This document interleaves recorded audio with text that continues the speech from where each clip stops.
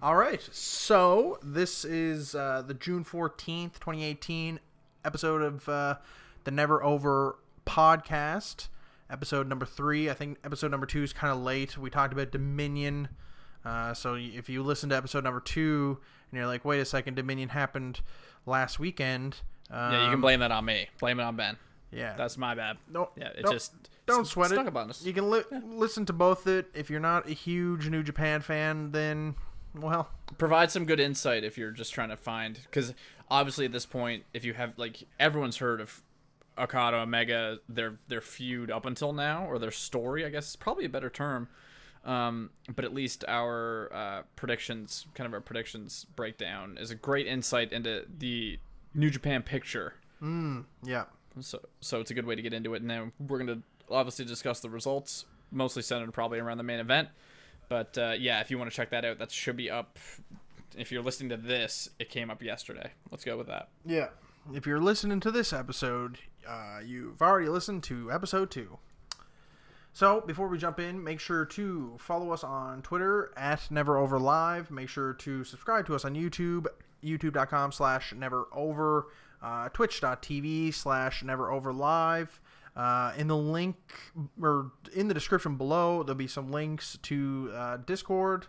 Make sure to, and I can't say this enough, make sure to join the Discord channel where we, the three of us, are in there actively talking about pro wrestling, a little bit of UFC chat as well. Of course, we got our New Japan channel, so make sure to join the Discord. Join the Never Over Live Discord. Yeah. So, without further ado, let us discuss New Japan Pro Wrestling Dominion June 9th in Osaka Johal. So, I think quickly, I'm just going to, looking at the card that was the 9 matches, I'm just striking the first 4. They're more relevant. It's to me, that's more of a really core New Japan. Like, you really have to be in the deep well of New Japan Pro Wrestling to follow those particular matches. Whereas the bottom 5, I feel, have bled into North America. Yeah, I would agree. Oh yeah, Brad's not here. Yeah, Brad's not here. Should mention Everyone. that. Yes, kind of forgot that Brad is not with us in this particular episode. We made it 3 minutes into this one, and then we just realized, yes, we haven't said it. Brad is currently vacation boy. He is somewhere on a beach in a Hawaiian shirt, some sunglasses, kind of doing his old man thing because he's an old man. Yeah, I heard he took his $7 million yacht down to somewhere in the Caymans, I think, and he better not get that championship belt wet because it is not built for that. No. So if it's damp, that's on him. He's down in the Caymans. He's playing shuffleboard. He's drinking soup. He's taking his Alka-Seltzer, like he's combing his hair. You know what I mean? Like he's combing his hair. Yeah. So I mean, he's wearing those big sunglasses. He is just making the most of whatever time he has left. You know those sandals got Velcro. Yeah. You just know. You know it. Socks to keep his feet warm though. The Young Bucks defeated Sanda and Evil to become the IWGP heavyweight tag team champions. Great match. I didn't think it'd be this soon. I didn't think they'd slap the titles on them. They are now 1-1 in the heavyweight tag team division, having suffered their inaugural match. They lost their first match against the Golden Lovers. Which, booking-wise, that makes sense. Yes. And so for me, when we were going into this match, I didn't expect them to win. Evil and Sonata, I felt, hadn't really had like a watershed defense yet since winning the titles at Wrestle Kingdom. Actually, no, they retained at Wrestle Kingdom. They won them in... I forget what they... Anyway. No, they won them at Wrestle Kingdom and have held them since. So yeah, I didn't think they really had a real solid defense, and so I thought this was going to be it. Obviously, the Bucks could still tell a longer story working their way through the heavyweights after moving from junior heavyweight. But no, like it obviously they would get the belt right away, being kind of there's some deeper meaning behind this title win and a lot of the title wins on this card that I'll talk about when Kenny Omega comes along. But yeah, I was surprised so soon to see the Bucks get the heavyweight belts. Yeah. Quickly following the Bucks, then Bullet Club, represented by Cody, Hangman Page, Marty Scurll, defeated Tanahashi, Liger, and Rey Mysterio, which I also thought was interesting, but I believe in that match at the end, Cody picked up the pinfall on Liger. I believe was the finish. Which is interesting because they were building. Scurll had a bit of a tussle with Liger and Mysterio back at Strong Style Evolved Long Beach. Right. And so I figured that he would either get that Cody would pin Tanahashi to set up a Cody Tanahashi feud, which I think would be really good. And then Hangman does his thing. Maybe he goes back after the U.S. title. And then Scurll fights the Masked Boys in some type of affair. Yeah. So for Cody to get the finish on Liger, and for the club to get the finish in general, like it would have made more sense if the Bucks didn't get the win. So it was a bit surprising again to see a group of Gaijins get the pin. Yes. Over the future, like the 3 future Hall of Famers. So yeah, it was just a surprising development overall. Yeah, and that you kind of touch on a point that there's a bit of a running theme with this Dominion that I don't think is as much a coincidence as one would initially believe when taking a quick peek. We'll allude, or we may touch on base on that a little bit later on, but that match was then followed up by Takahashi defeating Will Ospreay for the IWGP Junior Heavyweight title. Yeah. Also quite surprising to me. I did not think Will Ospreay would lose this soon. No, I was not as surprised as you. I feel like Takahashi's got a lot of local heat. He's extremely marketable. He's got a really great look, and it's hard because when you win the best of the Super Juniors, like you have such, if it's a curse to be the champion after the Super Juniors, because the Super Junior champion is so much heat, right? Like they won the series. Yep. Takahashi putting on clinic after clinic after clinic, and it's kind of hard to not put the belt on him at that point, I feel. And so for Takahashi to win it, it's kind of hard to come out of the best of the Super Juniors and not get the belt. So I wasn't as surprised. Yeah, I guess as I kind of look through the IWGP Junior Heavyweight titles, the history. Will Ospreay, this is his second reign with the belt, and he's already had 3 title defenses with it. Had he have successfully defended it against Takahashi, that would have been the 5th most defenses, tied for 5th. So that's I guess it's one of those things where you're quickly moving a guy up real fast when he's only 25. So it's really too bad. I think they had to do a little bit of a roadblock back at Wrestle Kingdom. They put the belt on Scurll because Ospreay had signed an exclusive contract with Progress in the UK, and then I think he ended up just buying out his own deal, and so they put the belt back on him. I feel like this win maybe would have felt more elevated if he hadn't have signed that exclusive deal. Right, if they didn't have to drop the belt to Scurll to have it given back. Yeah. So that was a bit. So you can see there, like he won it back at King of Pro Wrestling, and then held the belt just till it was Power Struggle. He lost in a Fatal 4-Way to Scurll. Yeah. Regained it at Wrestle Kingdom. Won at Wrestle Kingdom. Yeah.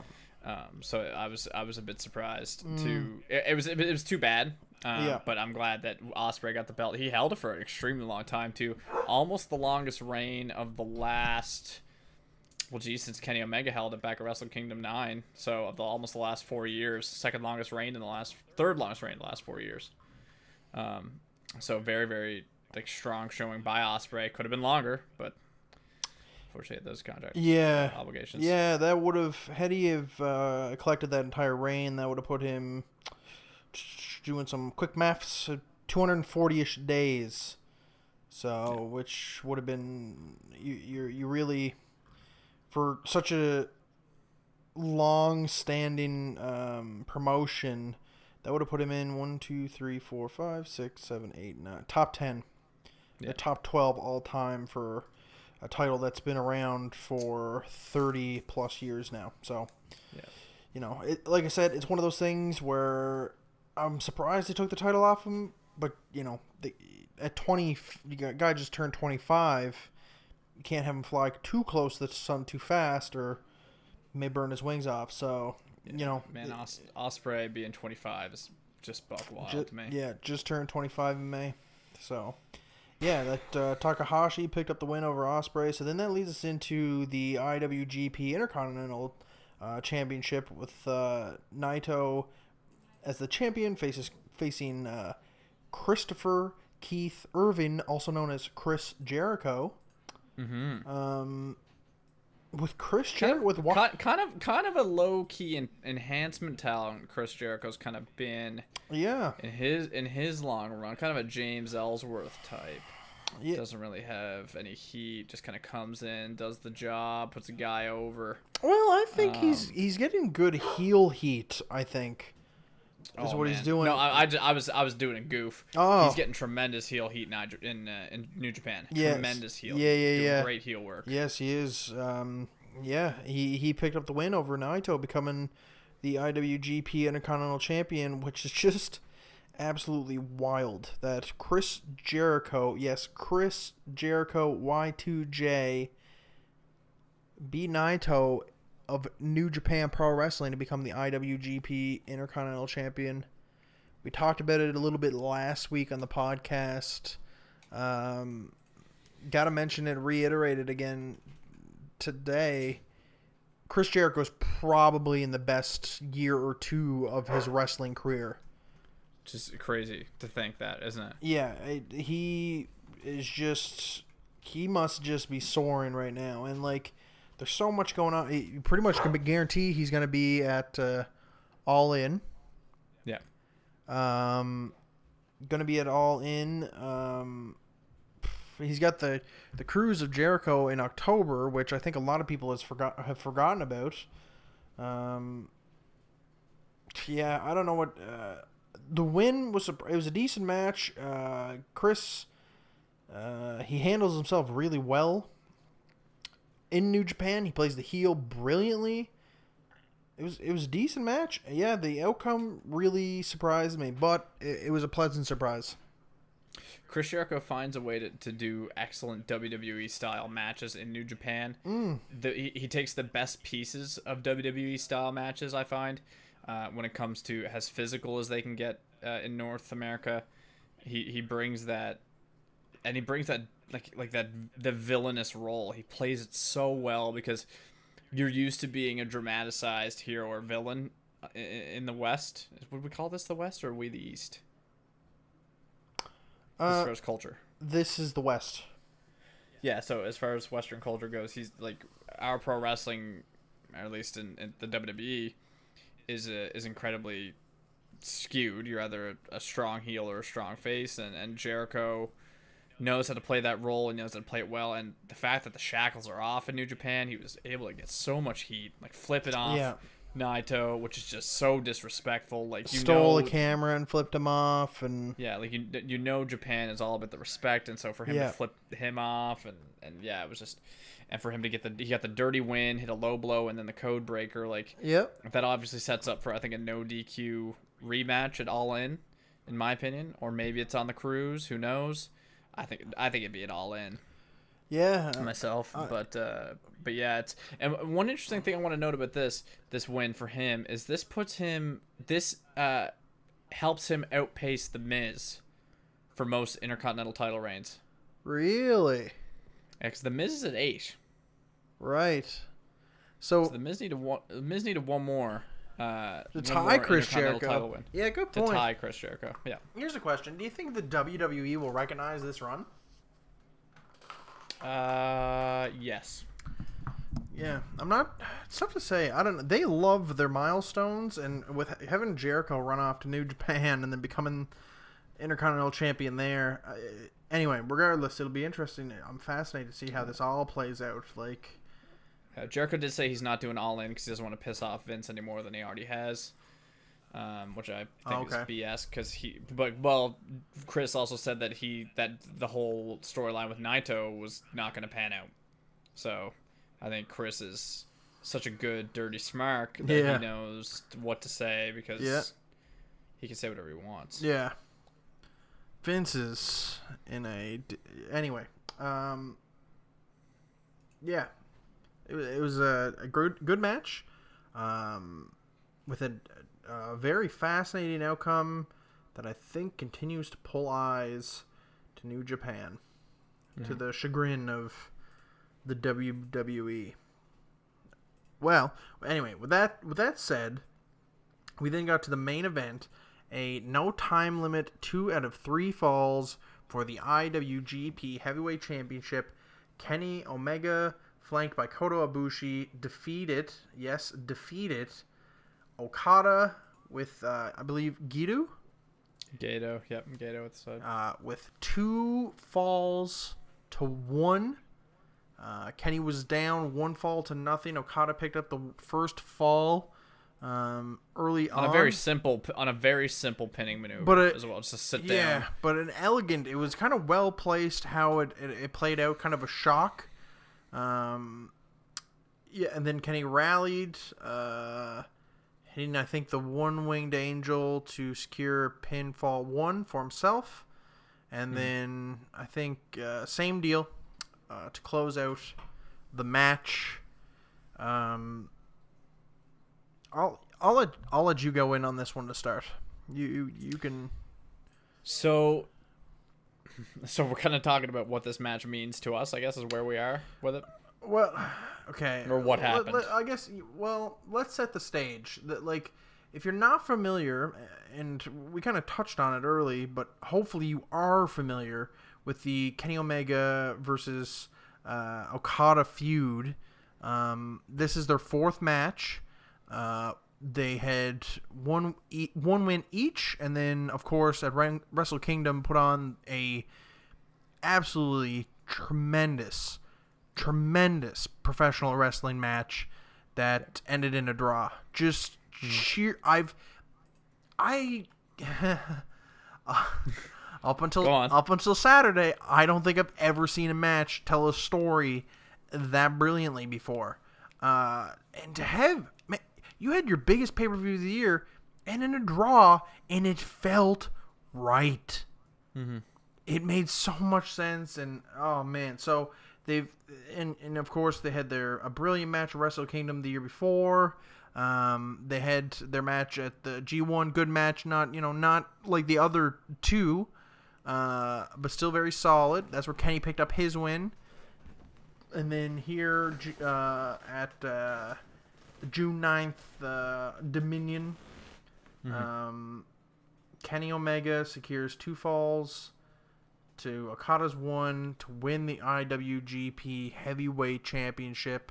Now that we've set the setting, or gave the tale of the tape, the lead up to this match, what are your thoughts? What do you think? Not getting into the match itself, you can touch on different things in the match, but what did this match mean to you after it was over?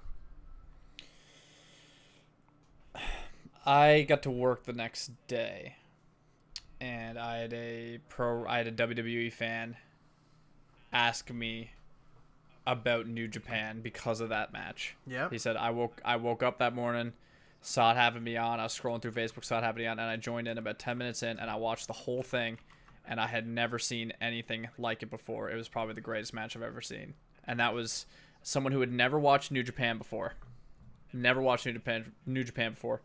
and they came to me and they said, is this what it's always like?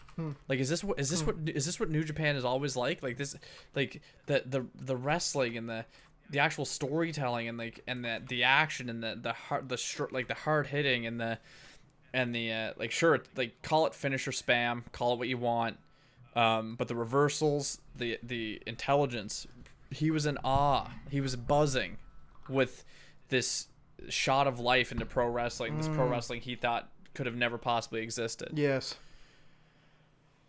That was exciting for me, outside of the match, because that's when I knew that it validates what you think you're seeing. Yeah. Yeah, and it really, it sucks. I said this to him too. I said, you have to go back. This was their 4th match, and their other 3 are of the same caliber. It is the most accessible and incredible feud, probably of this generation.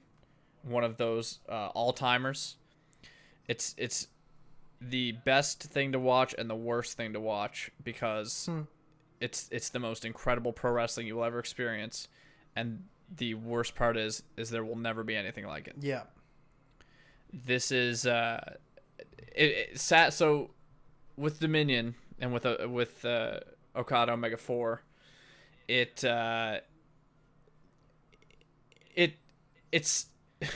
there's layers to this. Oh. Like, there's layers to the matches. Before I get into the match itself, this was the perfect build-up. The match being made perfect sense. Like, Okada calling Kenny out. The champion didn't have to call Kenny out. Okada called Kenny out because they had needed to settle a score. Yeah. Okada made history. He defeated Tanahashi for his 11th title offense, which is brilliant, because Tanahashi had 11 title offenses, and the only way to set a record is to ideally beat the guy who set the record. Yeah. And so Okada just became the most successful IWGP Heavyweight Champion. Issues a call out for a challenger, a specific challenger in Kenny Omega, because he didn't feel fulfilled until he settled the score with Kenny. Yeah. Which is 1.5 to 2 years in the making. Yeah. On its own. Kenny ups the ante. Like, if we're going to settle this, we got to settle it. We got to make sure that there's a definitive winner. 2 to 3 falls, no time limit. Just ups the ante in New Japan, where rules are key. And this is how you know, like, this is the be all end all. You get to the match itself. There are callbacks to Okada Omega 1. There are callbacks to the draw. There are callbacks to Okada's lingering injuries. There are callbacks to spots in all 3 of the previous matches. Yeah. You see Ibushi has the towel, like Cody had the towel, like, but does Ibushi ever throw it? Like, is that how this ends? Like there's so much flavor, and at no point did it ever feel like it was at a pace. All 3 pinfalls felt perfect. They went 1 hour and 5, which is ridiculous. Yeah. And to me, between and commentary, fantastic, incredible commentary. Oh. Commentary, they don't know what's gonna happen. Yeah. They don't know what's gonna happen at all. They don't know the spots. They don't know the result. They call it as they see it in the ring, which is the best level of emotion and storytelling you can get at a commentary. Yeah. Everything from the build-up, the match itself, the callbacks, the most perfectly executed match I've ever seen. I don't recall seeing a botch. Like just every beat was perfect. Okada is just, oh my god, like, incredible. He is their Rock. Like, he is New Japan's The Rock, but a better wrestler. Yeah. Which is incredible to say. And then you have Kenny Omega, who is, like, no introduction necessary. No. And then you get that result. Like, of course, if Omega was going to win, he was going to be down 1-0. Yeah. Like, of course he was, because that's how it works. Yeah. But there were moments in that match where I thought that Okada was going to win 2-0. Yeah. And yeah, just incredible emotion, and then he finally gets the pin, and you feel that relief. You feel like you've gone through that journey with Kenny, particularly being Canadian. Yes. I don't know why it felt like I could empathize with him more, like had a more of a connection to it all, and how hard he works for it to be the outsider in arguably the most respected pro wrestling promotion in the world. Yeah. And to work his way to the levels that he did, and having to follow in the shoes of Finn Balor and AJ Styles, the leader of Bullet Club. Yeah. And then he forgoes touching the belt to hug Matt Jackson, which, like, I teared up. It was just like, to me, that was just, it was this incredible, a culmination of all of the stories, all of the threads, and nothing felt rushed, and all of it accumulated and peaked June 9th. And it all came to a head with Ibushi and the Golden Elite now, and being the Elite, and Okada and Omega. It was this perfect finish, and at least for the Elite, and then for Okada and Omega. And I know we still have Cody coming on, but that's the future. But as far as that moment when he got that win, it was probably the most, I don't know, I can't think of any other experience like it.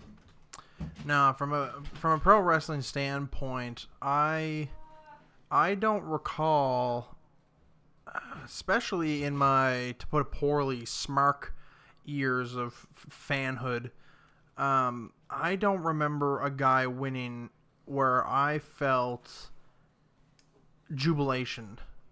In other sports, in other combat sports like the UFC or MMA, like when Conor McGregor won against Eddie Alvarez to become a 2-division champion simultaneously, we were over the moon. When Kenny won on Saturday, even though I kind of, like, deep down felt like he'd finally do it, when he did it, I was just...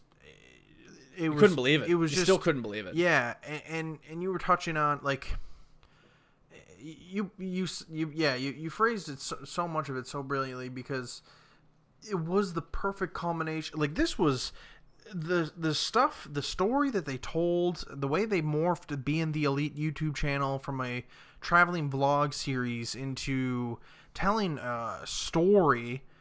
Doing the storytelling through the YouTube channel and pulling everybody in and building layer upon layer upon layer, and then having the Omega and the Okada history, their matches, layering them in, having commentating complement the match in such a phenomenal way that I have never heard before. Everybody involved executed this flawlessly. If you were to score every aspect of a wrestling match the same way every time, have it, the moves and the spots and the commentating and the pacing and the crowd and the storytelling, like, if they're all to get scores, this scores, like, it's perfect across the board. It's perfect scores. And you can't help but shake your head and laugh, because you saw them at Wrestle Kingdom last year and then Wrestle Kingdom this year, and you're like, how do they keep getting better? There's no way they can push it any further. Like, there's no way this can be better. And then they go and put together and put on, like you said, the great. There will never be in our lifetimes another pro wrestling match that good. Yeah. There will never be, and it's. I'm glad I followed it. I'm glad the last couple of years that I was into New Japan Pro Wrestling just enough to experience all this, because I missed Austin and The Rock. I missed Hart and Bret Hart and Shawn Michaels. All of those crazy feuds that made pro wrestling. I missed them. Those watershed feuds, those Mount Rushmore feuds. Yeah. But I did miss this one, and I'm goddamn glad I didn't. because you spoke on validation earlier, and I think that's what it all comes back to. I think it's, and like I tweeted out, like my mood that day was, it's still real to me, damn it. Like, yeah, because that's how I felt walking around Saturday. Was like, and that's wow. Yeah, and that's what, like, I was trying to explain. Someone was asking me. I was talking to someone last Saturday morning, and they're like, "Oh, what are you getting up to in the afternoon?" And I was like, "Well, listen, I'm gonna watch a Japanese professional wrestling pay-per-view, and I know exactly what that sounds like. But if you only knew what is going to be brought, you'd watch it too." Yeah.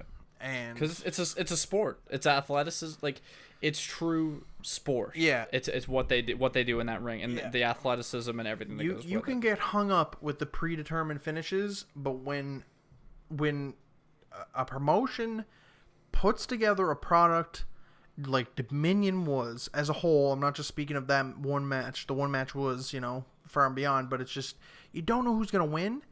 And it's, at that point, it's like, how is that any different than any other sport? Sure, it's predetermined, and the players involved know what the outcome is going to be, but the way they tell the story, the way they execute their matches, you don't know. You don't know the ending. And that's what, anyway, that's what keeps it absolutely phenomenal. This Omega and Okada, again, you were commenting on it. It's a good and a bad thing. Good to have witnessed probably the greatest match of all time. It's bad because, it's the greatest of all time. I'd like to spin it and say it's freeing. Yeah. Because now we know where the bar's at. And every other match below this is going to be below the bar. So expectations from here on out will always be low relative to that match. And hopefully I'm hoping that it'll make me enjoy other matches more, because now I'm not going to be looking for Omega Okada 4, because it's not going to happen. I'm not going to get Omega Okada 3, 2, or 1. It's not going to happen. And it's kind of liberating in that way. Like I said, it's not an overstatement when you say this is the greatest match of all time. Everybody kind of collectively looked at each other and was kind of was hesitant to say it, because that's what, as soon as I watched the match and the days afterwards, like the 48 hours afterwards, I kind of you go looking and see what people are thinking and saying, and kind of everybody slowly was just like, well, that was probably the greatest match I ever saw, but I don't know what everybody else thought of it. And then everybody else kind of like, yeah, it may have been the greatest I ever saw. And then more and more people say it, and then it's like, because nobody wants to sound like the outlandish. No, like nobody you don't want to wants to sound like the oversell. outlandish one that's like, this is the greatest match. Yeah, of you're all time. overselling what it was. Yes, exactly. And I think, sure, if you go match to match to match to match, certainly there's an argument could be made that one of them was more entertaining or more fast paced or more something or other. But I think as a match to match to match to match basis of what happens in the ring, sure, one match was probably better than the other, but when you factor in everything that led up to Omega Okada 4 and then what happened in the ring, I think that's what makes it that's what makes it the match of all time. Yeah. That's what does it. If you are a diehard wrestling fan, and you have not watched their matches, you got to do yourself the favor. You have got no shame if you haven't. Yeah, there's no shame if you haven't, exactly. But you should it's more just like a recommendation, a high recommendation that you should watch all four, or if you want to save yourself the 20-25 minutes, they're the two at Wrestle Kingdom and then the one at Dominion. I'll give you 3 hours of wrestling, and 3 hours of the best pro wrestling you will ever see. Yeah. Drop $10, go to New Japan World, drop $10, and just you'll have access to a lot of incredible pro wrestling, but at least you'll have those 4 matches, which are worth much more than $10. 3.5 hours. It's cheaper than going to the movies. There's more content than going to the theater, cinema. Anyway, that. Omega and Okada somehow raised the bar once again at Dominion. They pushed the limit. They put on, as Dave Meltzer put out. The Madman. He put never was anything beyond 5 stars. We only had a handful of 5-star matches before they came along. And then we got a 6-star, we got a 6 1/4, and then Dave's like, this match here is a 7-star. So, good job, 7-star Kenny. Yeah, it's Nakata. I wouldn't. Dave should have just put infinite stars. That's what I think he should have done said, too. This is the all time. Yeah. Like, this is the all time. There has never been and there will never be anything like this match. So that's Dominion. Before we jump into Money in the Bank predictions, just gonna pimp out the social media again. YouTube.com/NeverOver, Twitch.tv/NeverOverLive, and Twitter @NeverOverLive. And make sure you go down to the video description and hit that Discord link. Come chat with us. It's just the 3 of us. We sound like crazy people. Let's get some bodies in the room. We're chatting all the time about pro wrestling. Speaking of chatting all the time, we will probably be chit-chitting about Money in the Bank this coming Sunday, June 17th, 2018. At All State Arena in Rosemont. Beautiful Rosemont, Illinois. Never been. Heard it's beautiful. Mm-hmm. So we switch from Dominion, that I think had 8 or 9 matches, to Money in the Bank, just 10. That has 10, yes. 10 matches. Wow. Okay, so there's a lot to get into, a lot to discuss. We'll be totally transparent. So what we're about to do, we're gonna pick who we think's we're gonna put back together the NeverOver Championship. This is gonna be for the belt. We're gonna put in our predictions. The guy who has the most predictions correct becomes champion. Once we get the kind of the traction of the community again, I think we'll reinstate the NeverOver People's Championship. We'll kind of delay it until we can see the traction starting again. If the traction doesn't really come, and I'll just be frank about it, we may just kind of phase it out, retire it. Yeah, until it does. Like, we're gonna keep putting out videos, so eventually the traction will return. And then we'll bring the NeverOver People's Championship back. So being fully transparent, Benjamin and I did not do any homework. We do not have any picks. We will be shooting from the hip. Unlike our counterpart, who's in the Cayman Islands, Brad. Brad did his homework. Brad has all his picks. Not even going to read them out because they're all wrong. They're pretty. I gotta say, gang. They're all wrong. In between doing his little crossword puzzles and his Sudokus and whatever the hell else he's doing at his shuffleboard and is taking his vitamins and eating his banana pudding, Brad just put out some absolute buck wild predictions. I think one of them's just a bunch of numbers. It makes notes. This is how buck wild it is. For the AJ Styles and Nakamura match, he put Kenny Omega. He just put Kenny Omega in there, and I'm kind of confused. Like, we get it, where his head's at. Yeah, like the guy's a seven-star savior, but I mean, I don't think he's gonna jump on that fast and be a dual champion. Nah, Brad must be confused with all the Kenny Omega articles that can be found on the WWE.com. Yeah, I think he's just getting a little worked up. Brad's an excited guy. Like, I mean, let's all not forget what happened when Neville came out that one time. Like, we just all just. So Brad just gets excited about these things. He sees Kenny Omega eating a hot pepper and suddenly thinks he's going to be world champion. Like, oh man, God, what a guy. All right, so with enough bashing, we'll get into we'll use his kind of predictions here to lead the way.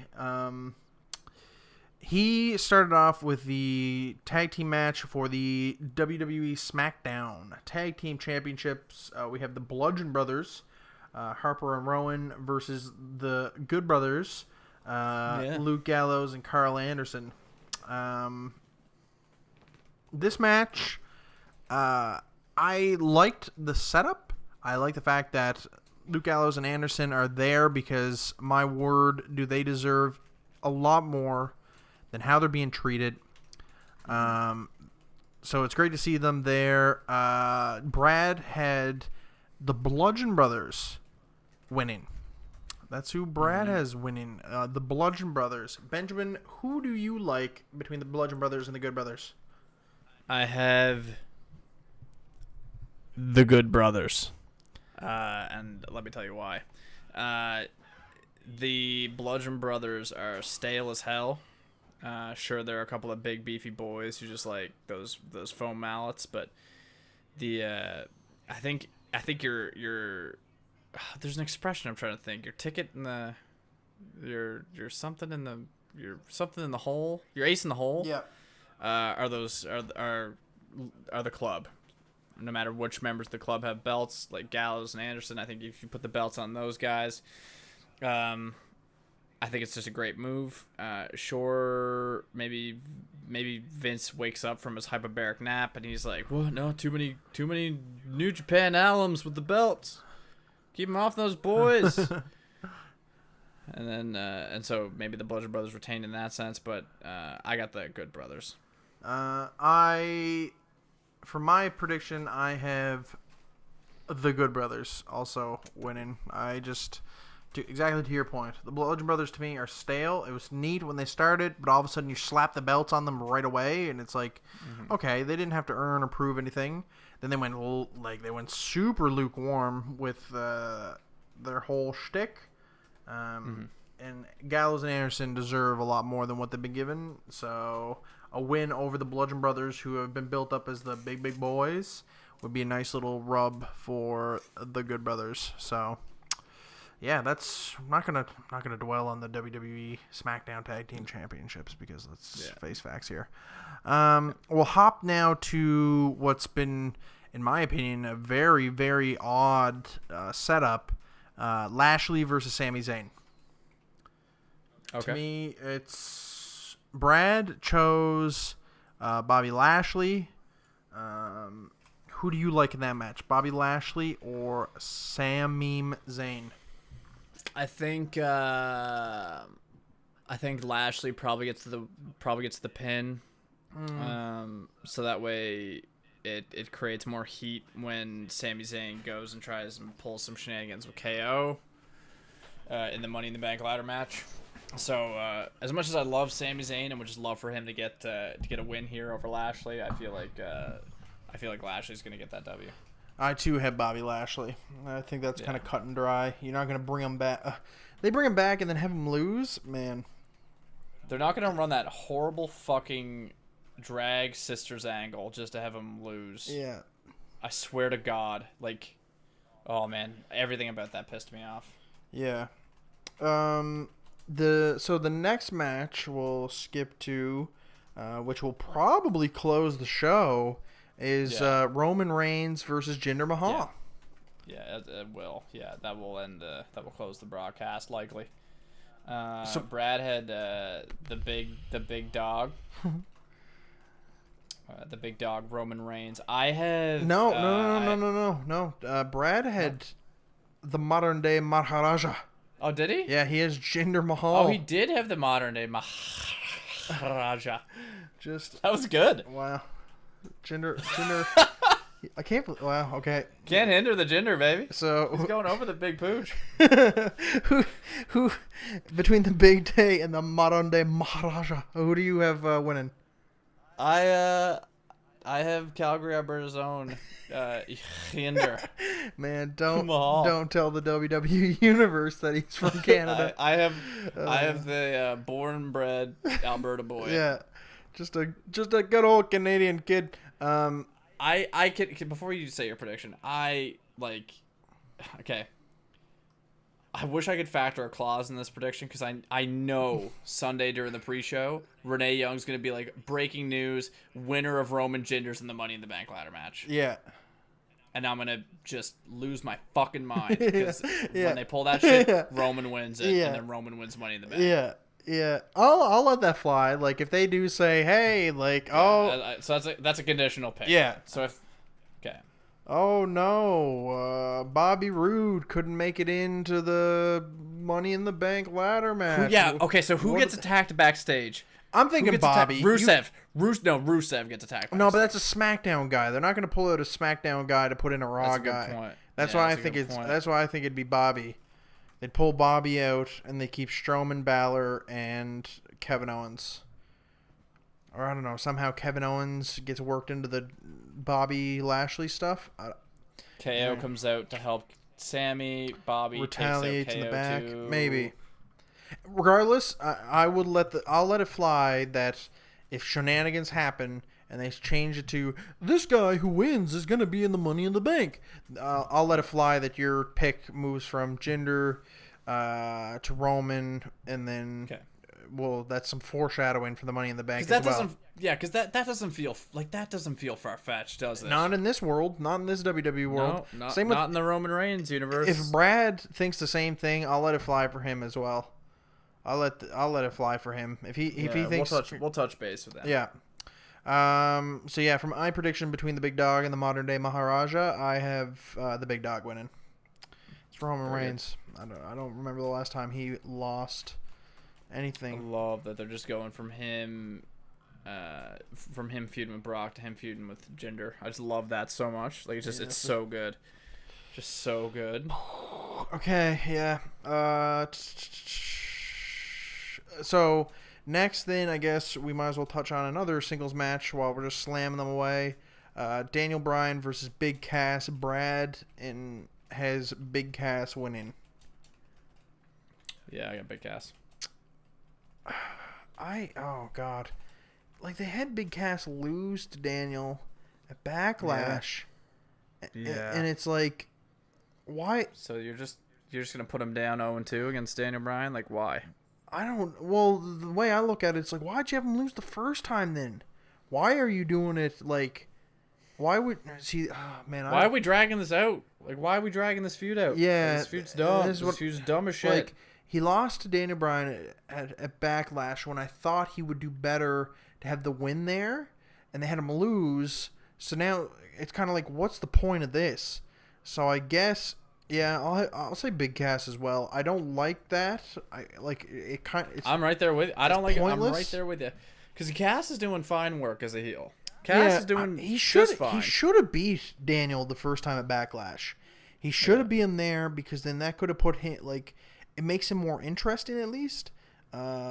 Whereas having him lose to freaking Daniel Bryan, of all people, just doesn't make a lot of sense. Now you're going to have Daniel lose against Big Cass, so now it's a 50-50 situation, and then what, you're going to set up like a tie-breaking match? I don't know if people are invested in a Daniel Bryan, Big Cass feud that much to warrant a trilogy. But c'est la vie, this is where we are now, so whatever. We'll move on. We'll keep snapping these out. We have the Intercontinental Championship match. Seth Rollins champion versus Elias. Brad for this one had Sethy. Burn it to the ground, Sethy. Who do you like in this one? I have Elias.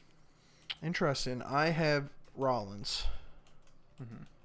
So why do you like Elias? Do you think they're finally gonna give him the rub and put him over the way they should, or? Man, I think it's due. Seth is just so hot. I don't think he needs that. I don't think he needs that IC belt. I think Elias is the perfect fit for it right now. I feel like he could get so much heel heat. Yeah. If he takes it off Seth, like it's the perfect time to put that belt on a heel. Yes. I agree. I like where your head's at. I no longer trust the WWE in their decision making because to me, that makes sense. You have the belt drop to Elias. Oh no, Seth loses. But what you do is you turn around the next Monday night and you have him go right after the big belt. You keep the white. It's like you have him go up against have him feud with Roman in the number one contenders feud. Yeah, push it. I don't care. I know forward. We've seen it a trillion times. But yeah, I'll watch him fight Roman all day. Push it forward, have him face Roman, and then have him, like, if he's white hot, push him to the top. Like, man, oh man, this catering Brock stuff is just going to get me on a tangent for 30 minutes, and we're not about that. So, yeah, I got to pick Seth because Yeah, he's Seth Rollins, right? Like, he's Seth friggin' Rollins right now. Yeah, like, he's white hot. I don't know. I don't trust. Plus, he's the number 3 pro wrestler in the world right now. To me, yeah, that's like, it makes a lot of sense for Elias to win. I don't think they do right by Elias. Yeah, and that's kind of where I'm coming from. It's so fucking weird to say that, like, that they're gonna fuck up Elias. Probably. Yeah. Or this is just a classic situation where you have Seth drop the title to Elias, so Seth can soar to higher heights. But the fact is, they don't have the higher heights available anymore. No. They have that cut away, and this is the kind of trouble you get into. So, if Elias wins, I'm pleased for him. I just don't see it happening because they won't do right by Elias. No, they typically don't. This is where Brad kind of goes a little loco, I think. I want to leave in this list we're looking at here. I want to leave the next two and hop to the last. Yeah, I want to leave those at the end. Very good. Okay, very good. We'll just skip right down here. Little teaser for you, a little snippet for you, for your beautiful listeners at home. What match you want to cover next? Might as well just go to that third one then. We have the SmackDown Women's Champion Carmella versus Asuka.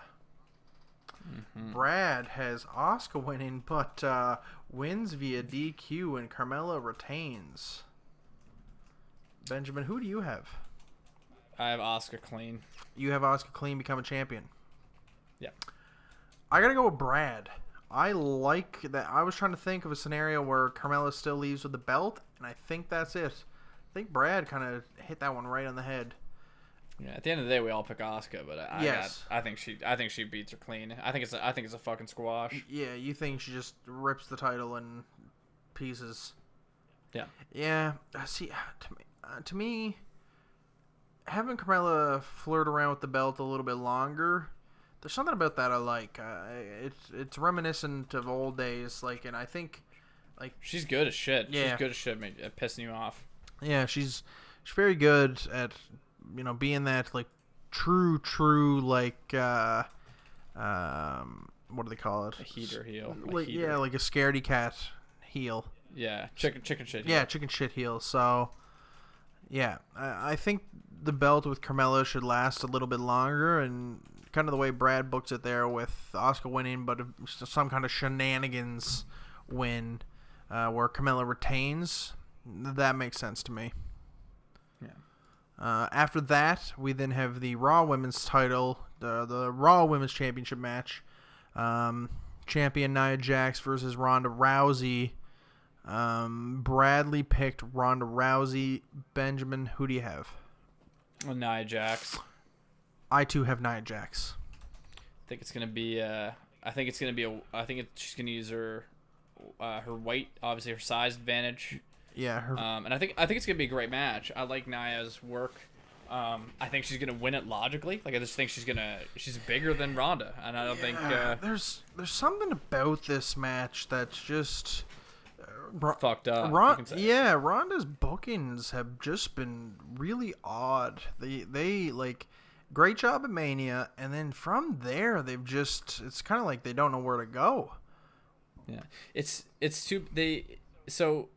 they did it too far the other way, because usually when you have a high potential superstar talent like a Ronda Rousey or a Brock type, you tend to withhold them too much and not have them appear on screen enough. Yeah. Where you kind of, like, you get pissed off. And then they did the opposite with Ronda, and Ronda wanted to do the opposite. Bless her. She wanted to be on TV every week, like, which I love. Like, great, she's enthusiastic about it, and she wants to develop her on-screen role in person. But we get the same Ronda showdown every week to week to week. Like, I saw a 4x4 picture.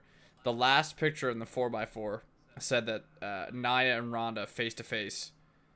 This was on the go home Monday Night Raw going into Money in the Bank, and then the 3 previous pictures were Nia and Ronda face to face all 3 previous weeks. So, like, they did the same bit all 4 weeks leading up to Money in the Bank. Yeah. And so that's kind of it's the weird good problem that they have right now with Ronda, is that she's on TV every week. Yeah. and not wrestling. Yeah, good problem, but inactive. Yeah, she's just not wrestling. Yeah. So it's better to have a non-wrestler off television. Like that's that's why you don't see Authors of Pain right now. Yeah, it's kind of odd.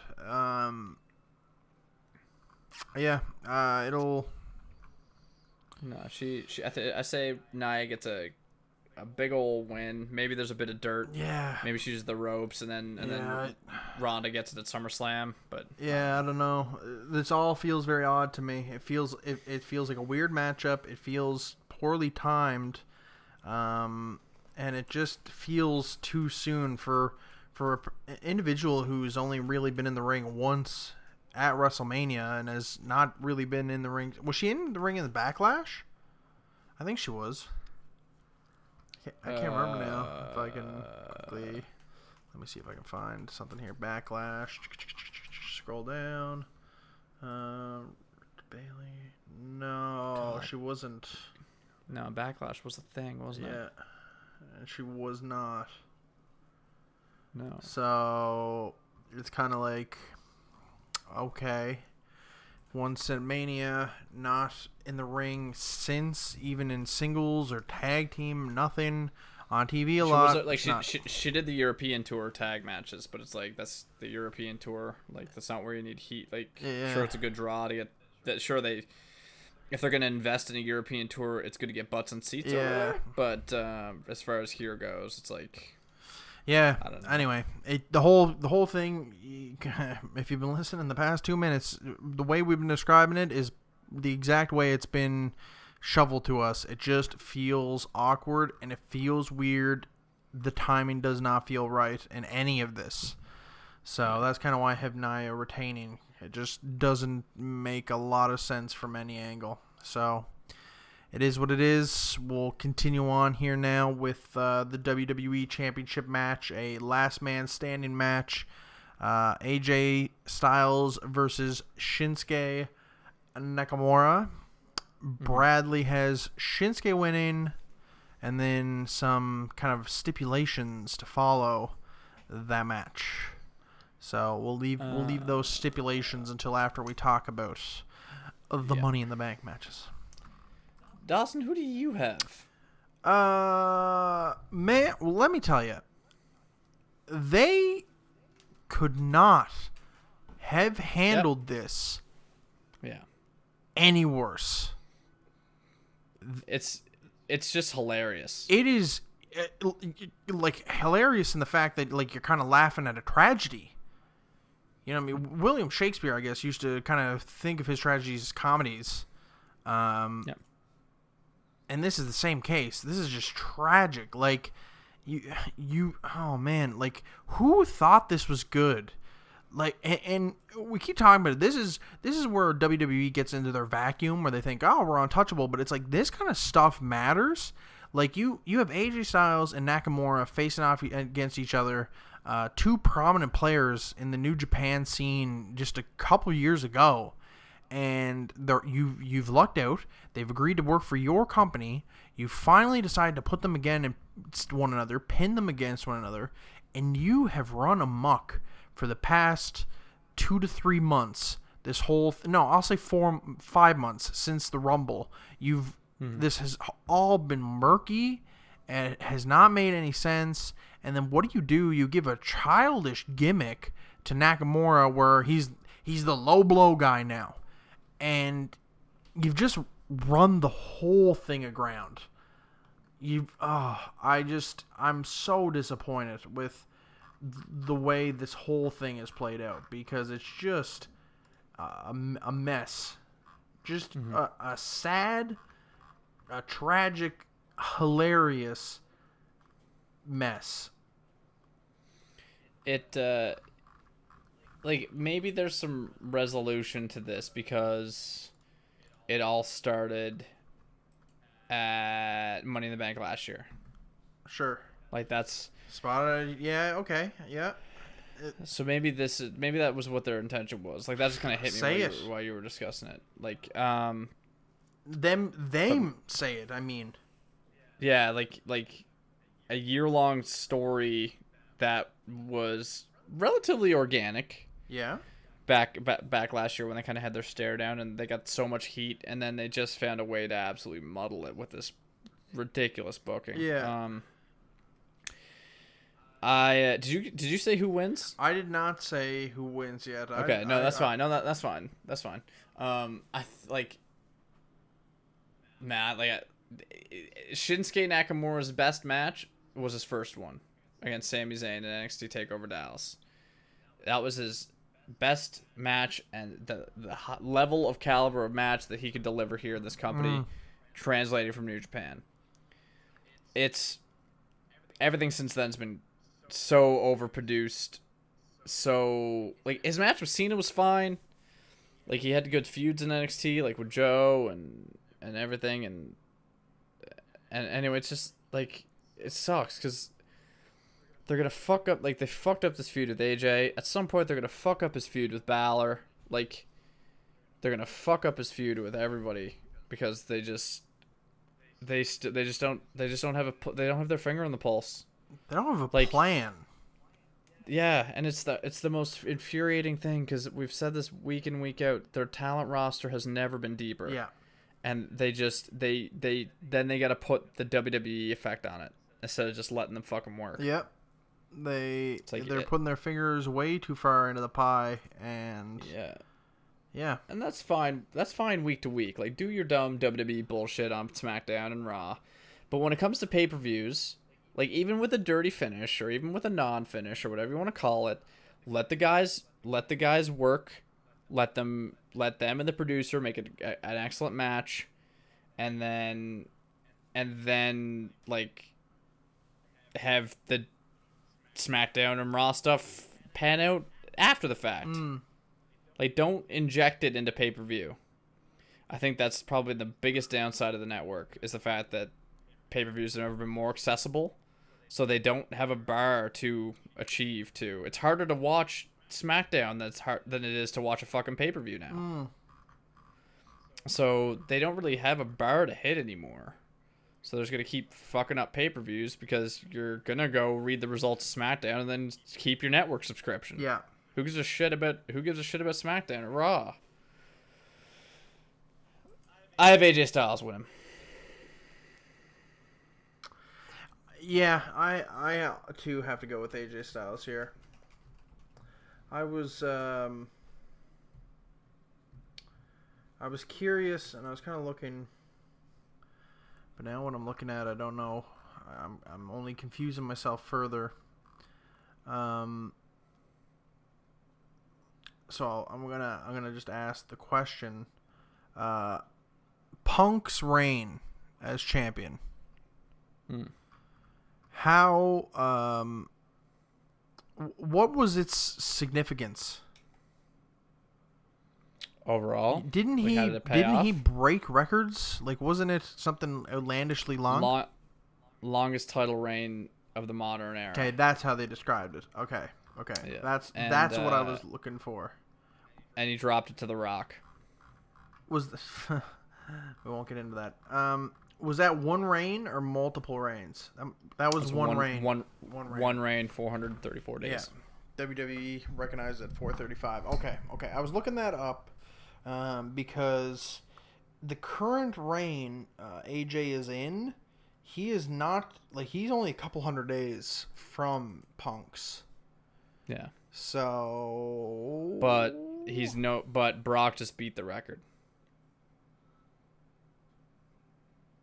Not for the WWE Championship. But for the recognized world title, Brock just beat Punk's record as the top belt holder. Is that what that's what WWE is looking at more than anything. Oh, that's what they're talking about. Yeah. Okay, never mind that theory. I still have AJ winning. I was thinking maybe they were working towards something bigger for AJ because they like smashing records now, but guess not. Okay, yeah, I have AJ winning.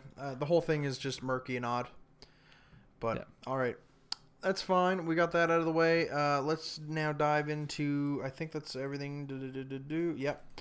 The Money in the Bank matches. So for the women's, we have Ember Moon versus Charlotte Flair versus Alexa Bliss versus Becky Lynch versus Natalya versus Lana versus Naomi versus Sasha Banks. All competing for that women's Money in the Bank. I'll get to Brad's pick. Brad had Sasha Banks. This is where Brad went off the rails. I think this is where Brad. I don't know where his head's at.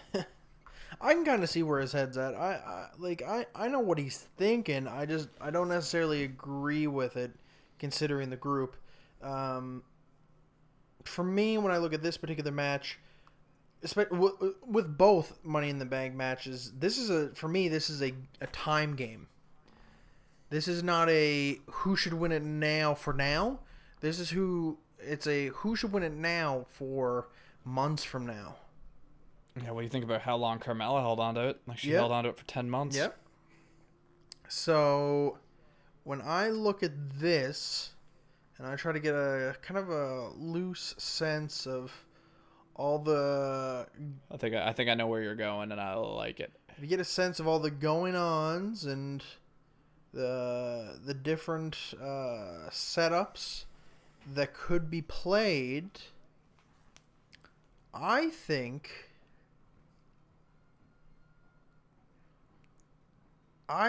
Becky Lynch will win Money in the Bank for the women's. Oh, really? Yeah. Okay, I did not expect you to say that. Okay. I'll let you have the floor. Off the vein you were going down, I really liked where you were going Sure. with that. I look Where at... did you think the path was going? So I thought that because now I heard your path and I had a name at the end of your sentence, right, and you didn't say the name that I had, and now I'm thinking my name is good. The name I had come up with, and I just need a little bit more time to lock it in mentally. On anything that can happen, I think the best and most creatively liberating winner for the women's Money in the Bank ladder match is my pick, Alexa Bliss. I think no matter what occurs, Alexa is your scapegoat. Yep. A scapegoat that you can buy. Yep. She can move merch, and she is a bona fide women's champion in both divisions. I think if you need a way out and you put that briefcase in Alexa Bliss, I think it just adds to her WWE caliber. She's getting a hell of a run here. And so you just kind of, as an in-house product, despite Charlotte being an in-house product pretty much, and Sasha, whatever, Alexa really, I think, does a lot outside the WWE. So I think, I don't know, I think she is the best scapegoat. She's their best way out of a sticky situation when it comes to women's divisions on both ends, whether it comes to screwing Asuka out of a championship, or screwing Ronda out of a championship down the road, or getting revenge on Nia, or screwing Charlotte out of a championship. Like, if you want somebody to screw somebody out of a championship, it's Alexa Bliss. And that, I think, putting the Money in the Bank briefcase on her is probably is the smartest thing to do. Audible mention going out to Natalya. I just want to shout Natalya out. Yeah, when I look across the names, Natalya is one where I could kind of be like, okay, down the road, turn her heel, face, like, get her to pull the contract on Ronda. Yeah, could see them working that angle. That'd be pretty good. As I was looking at it, there's some things like there's some situations I was looking at where it's like, oh, you could pull the Ember Moon card and have her win, pull the case out on Asuka.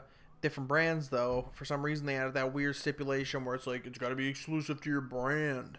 So that kind of squashes that avenue. I thought the same. I thought the same with Charlotte and Ronda, but that gets squashed. Sasha, I know where Brad's head was at. I think Sasha's been heavily overdone. She's like the Roman of the women's wrestling, and I think that's where his head went. Was it's just kind of like, oh, they put her in last minute, so she's probably gonna win. And yeah, I could see the case. I picked Becky because Becky was the first SmackDown Women's Champion and has been largely a ghost. And I think you could work her and Charlotte down the road with a Charlotte heel turn and as champion.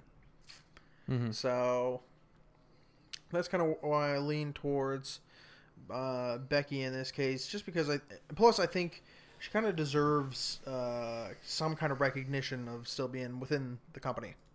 So, yeah, without further ado, then that brings us to the last match of the evening. We have the men's Money in the Bank ladder match. Braun Strowman versus Finn Balor versus The Miz versus Rusev versus Bobby Roode versus Kevin Owens versus Samoa Joe versus a to-be-announced member of the New Day. The fact that we're here and I still don't know who it is, weird to me. But hey, that's where we're at. So, yeah. For Brad had the men's Money in the Bank winner being the New Day, and the stipulation was, and we alluded to earlier when we talked about the AJ versus Shinsuke match. Brad had Shinsuke winning, but then quickly the WWE duped Shinsuke by having the New Day cash in right afterwards. And then they pin. Jeepers, Brad. This is a mess. Brad says that all three members of the New Day pin whoever is the last man standing. He has the winner pinning because the New Day have said they're gonna freebird the WWE title. Yeah, which is kind of loose. Yeah, it's a really good idea. So I think he just has whichever at the last second they're gonna pick somebody to be in the match, and they're just gonna climb the ladder real quick, and then get the briefcase, and then they'll pin the WWE guy. Is that what you're saying? Brad's put? Yeah, Brad's implying that Brad's implying that the New Day will cash in after the last man standing match and get the pin. Yeah. And he says this, where all three pin whoever's the last man standing. So they're gonna have all three dudes jump on Shinsuke to pin him. Okay, Brad. Like I don't hate it. I don't know. Yeah, I don't mind where his head's at. I just hate that it's the WWE Championship and we're just gonna goof on it. Yeah, but anyway, that's where we're at with the product. So who do you have in this one? God, Dawson, I'm torn between two. Are you? Because none of these seem right.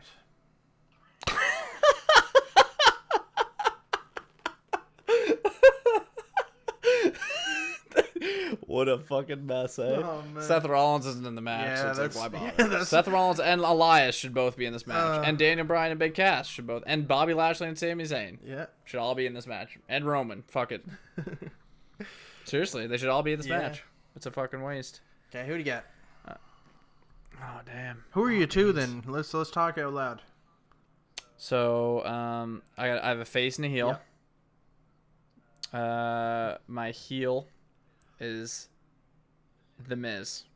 Ooh, okay. Yeah, I just love him. He's got a show coming up. Yeah. Okay. He's just a big guy for them. My face, and I'm dreaming, but I'm feeling it. Finn Balor. Okay. So of Finn Balor and The Miz, who do you like? See, I think The Miz is more likely. God, I'd love to be right with Balor, though. Yeah, I'm going to go with The Miz. Okay. Very good. That's interesting. Yeah, The Miz and Finn Balor. I'm just feel like, because, like, they've been doing, like, Finn's, it's Pride. Yeah, Finn's doing great stuff. If you talk this out a bit, Strowman doesn't make sense. Strowman's going to be right there at the top anyway, so, like, giving him... Strowman doesn't need the Universal belt. Yeah, well, he doesn't need the contract, and that's just it. they'll never give Rusev anything. Bobby Roode, I think, is the kind of the slave to the TNA slogan. Kevin Owens, they pretty much blame everything that happened with his Universal reign on him, even though that creative abandoned him. Samoa Joe, they probably can't get over the fact the way he looks, and they can't buy into him. Yeah, I'd have to go between Balor, The Miz, and the New Day. Mm-hmm. Those are the ones that kind of stick out. That Freebird in the title, that's interesting. I like that. That have to go heel though, like, or something. Yeah, I don't know how they play that. I don't know. That's interesting.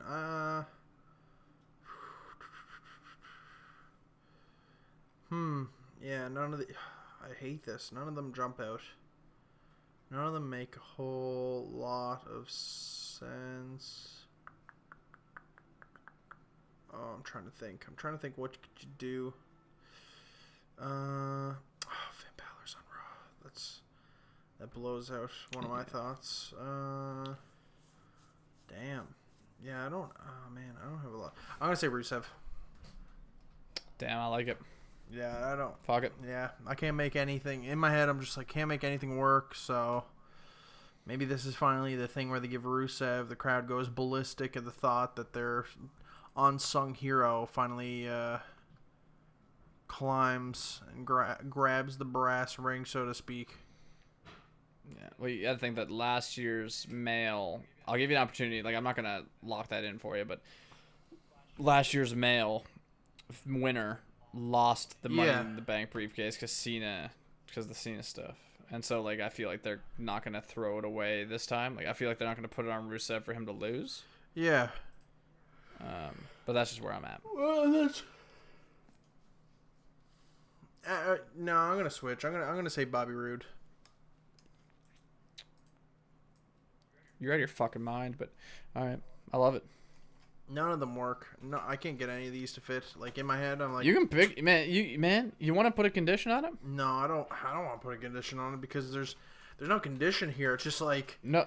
The condition is that Roman or Jinder ends up at the match, and it's Roman wins, and Roman wins. Oh yeah. Oh shoot. Yeah. Well, we'll have that stipulation for all of us because I think we can all kind of predict that.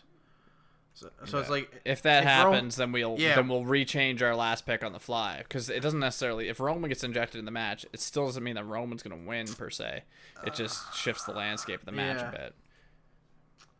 Yeah.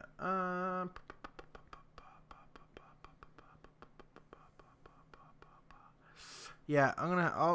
Fuck. I switched about. I'm gonna switch back to Rusev. No, I'm gonna switch. Fuck. Yeah, I'm gonna go with Rusev. I'm gonna go with Rusev Day. I can't choose, so I'm gonna Rusev, and I'm closing this link now. I'm not looking at the matches anymore. I'm not thinking about it. Yeah, okay. That's our picks for Money in the Bank. Lengthy picks, good variation. 10 matches. Money in the Bank the matches will be like 5 minutes long. The pacing will be horrendous. Thanks WWE.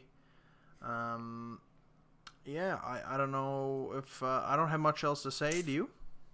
No, it's gonna be a WWE pay-per-view. Yeah. Like the fact that they were so ignorant to doing something to take buzz off Dominion. Yeah.